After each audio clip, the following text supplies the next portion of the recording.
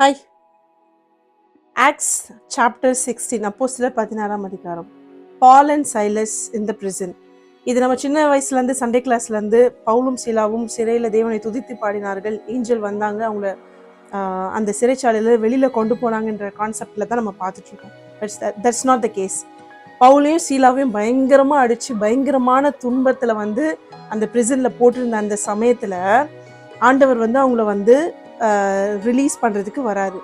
Okay, அந்த நேரத்தில் அவங்க நினச்சிருந்தா நிச்சயமாக அந்த பிளேஸை விட்டு போயிருக்க முடியும். ஆனால் அவங்க அது பண்ணலை.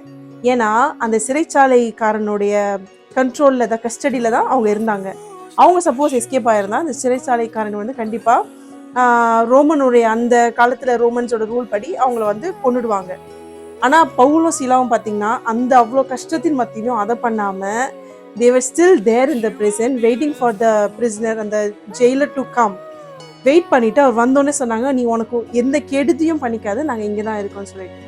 ஸோ இதில் என்ன நான் சொல்ல வரேன்னா, சம்டைம்ஸ் நம்மளுடைய கஷ்டம், நம்மளுடைய பாடுகள், நம்மளுடைய வேதனைகள், the pain that you are going through will be a remedy to someone, will actually save someone, you may not know, but this is the fact. அந்த மாதிரி ஆண்டவர் நம்மளுடைய வேதனைகளை வேதனைகள் மூலமாக இன்னொருத்தரை தொடுவதற்கும் ரட்சிப்பதற்கும் chances are there.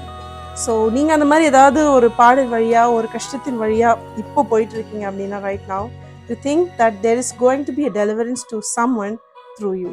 May God bless you. Hi.